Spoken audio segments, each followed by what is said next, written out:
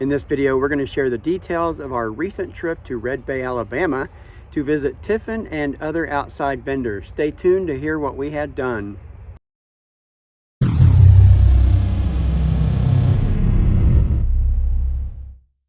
For many Tiffin motorhome owners, if you're going in the direction of or even in the general vicinity of Red Bay, Alabama, you typically schedule a stop because the best talent in the world to work on your Tiffin is in the town of Red Bay and that surrounding area.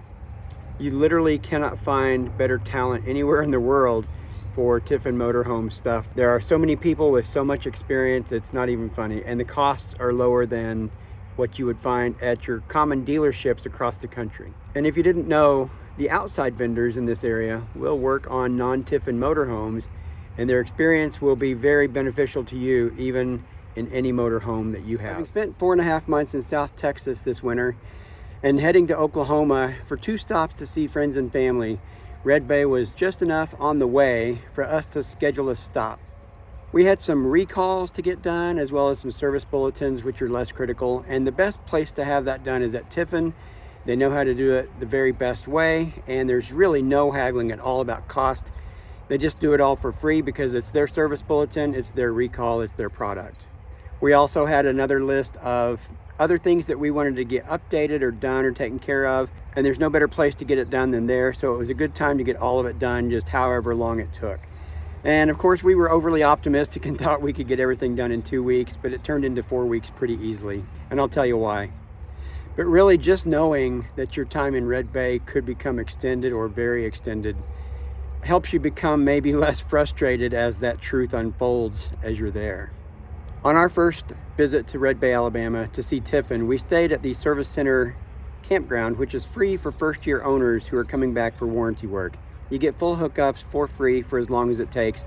And our first visit from the first video we shared was 7 weeks long. So that meant for 7 weeks we had no bills to pay for renting the spot we were in or hookups at all. Tiffin only has 10 sites set aside for people outside the 1-year warranty, where they charge $26 a night as of 2025. They do not have a weekly rate, so we did not really care to stay on their site for any particular reason. And there's an off-site place called Red Bay RV Park owned by Ronald, who has $25 a night, but also $140 a week with full hookups and no extra charges. I had called Ronald in advance and told him we had a Tesla and we wanted to charge it while we were there to see if he's okay with that, because there's really no good infrastructure in the Red Bay area, at least 30 minutes away or further, for any kind of charging. And he was totally cool with that. So I did add up the extra charge used by the car. I kept track of that and paid more than that every week when we paid our rent for the week to Ronald. He didn't expect that from us, but he was being so fair about everything, and that rate is so low. I just wanted to make sure to cover that extra cost, even though, as everybody who knows about this in any way whatsoever knows, that the car typically uses considerably less than the motorhome if you're running air conditioners especially, or heat pumps for warmth. Red Bay RV Park is only a 5-minute drive away from the Tiffin Service Center. Even in the motorhome, it just takes a few minutes to get over there.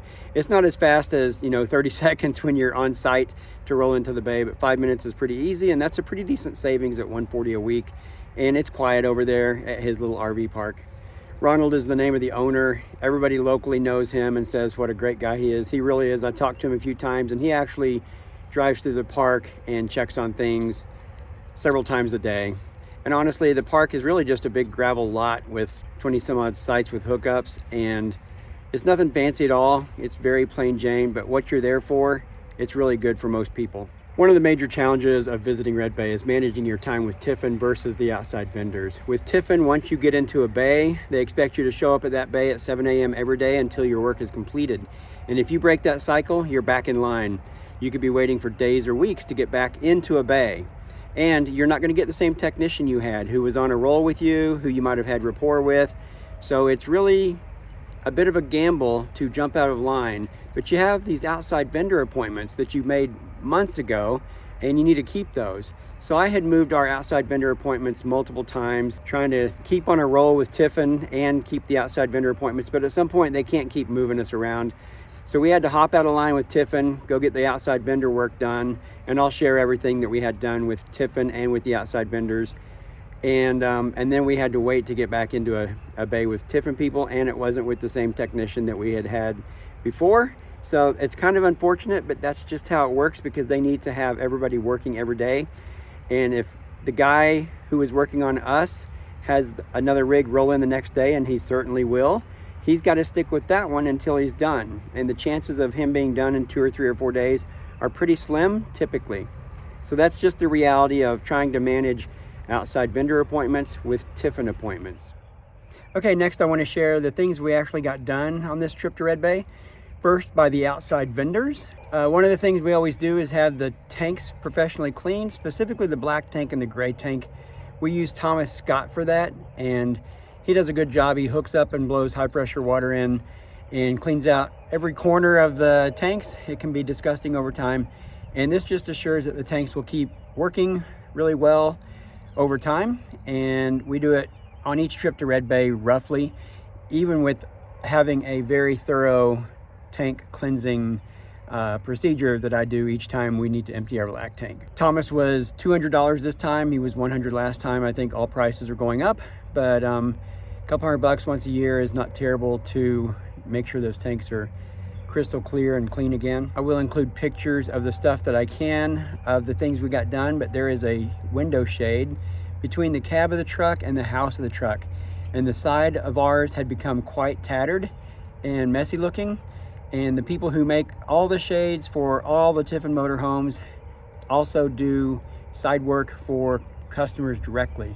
So when you get a shade replaced by them, you're getting the exact same material made by the same exact people who build all of them for all of the rigs. And it's the Lindsay and Winchester team, and they do a great job with that. While they were inspecting the shade that we wanted to have done, Rhoda brought up a project that she had wanted for quite some time. We didn't know what it would take, but as she talked about removing the backsplash from behind the cook surface and replacing that with something much more minimal, they started brainstorming with her and came up with a very cool idea, a very neat idea, and they have the skills to do all of that to make it look great after it's done. And since they are the shade experts, we had one of our shades, the one behind the cooktop, had never closed very well. Sometimes we tried dozens, if not 100 times to pull that down and close it at night, and we would often joke, hey, I've tried it 100 times, it's your turn. And then it would work on the first or second try for the next person. So whatever that was about, I don't know, but they just do a quick tune-up and now it works first try every time. So that's a nice little thing. And obviously there's no charge for that kind of little stuff. They're professionals and they're not trying to nickel and dime. Our inverter had been a little bit problematic for us, and we got that upgraded for a slightly larger version of the same inverter. So we'll see over time if that solves some of our problems. So far we've not bumped into it, but we've also taught ourselves to avoid the situations of using too many things at one time on a 30 amp inverter. Even though the house is 50 amp, the inverter is a single line 30 amp inverter, and we had that upgraded to provide more capacity. We had that upgrade done by John Bohannon and his team at Freedom RV.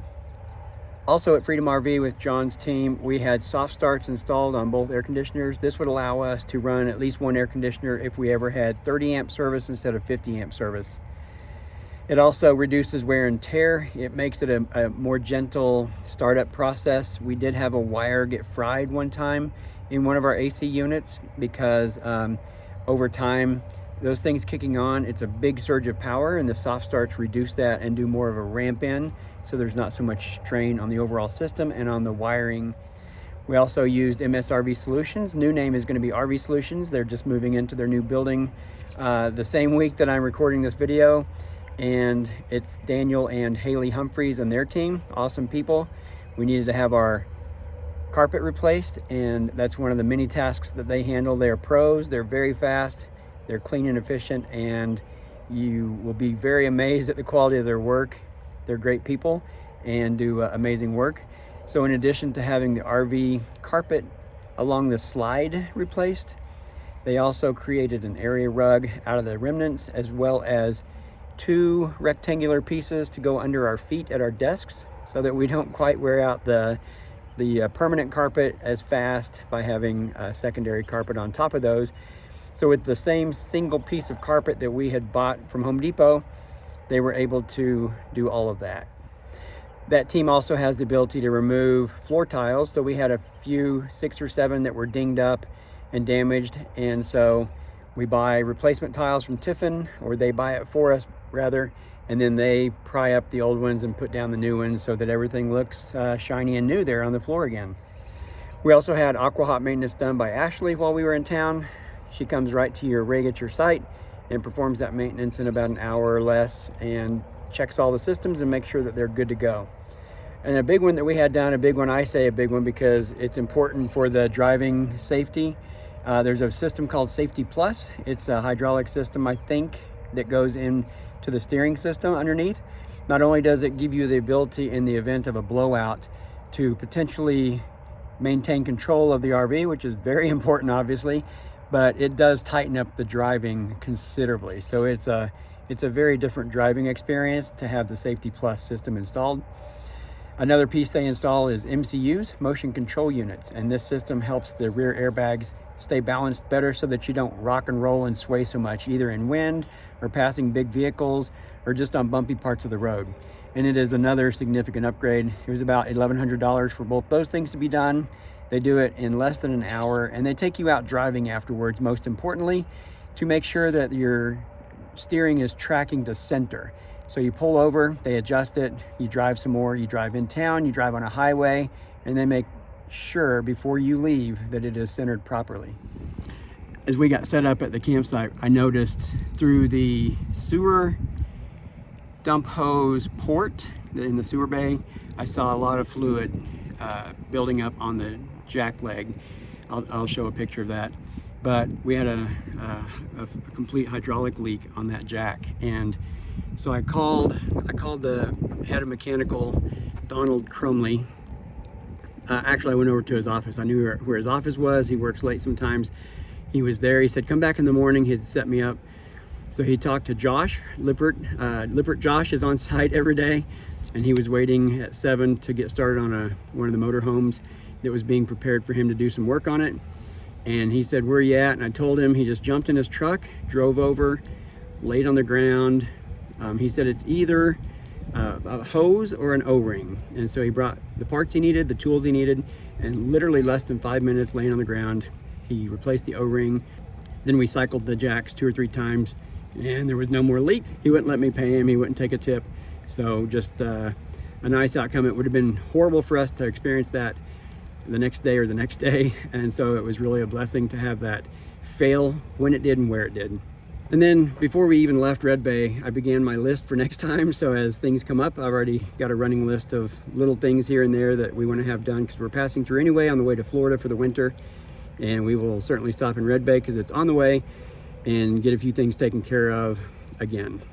For those planning to go to Red Bay, learn about the call ahead queue. This gets you in line weeks or months before you're going to go, and you start working your way up the line before you even arrive. There's a decent chance that when you get there, your wait time will be a day or two instead of weeks and weeks by using this queue. Also, I highly recommend getting to know the key players at Tiffin. A lot of people go straight to Bob Tiffin or now his grandson Lee sometimes if they have a problem. And if you find the right people, they can take care of your problems without having to go to the owner of the company. I think he's 83 or 84 now. Bob's not going to be around forever, and learning who the head of each area is. Brad is over paint, Donald is over the mechanical bay, and Josh Stacy's over the whole operation there on the work bays. And just introduce yourself and get to know them and be friendly and wave and talk to them for the entire duration of your stay. And then when you need something, you're not a stranger, and they're going to help you out. So that's my strong advice on that. So if this is remotely interesting or helpful in any way, please hit the like button, please subscribe to the channel, and thank you for watching.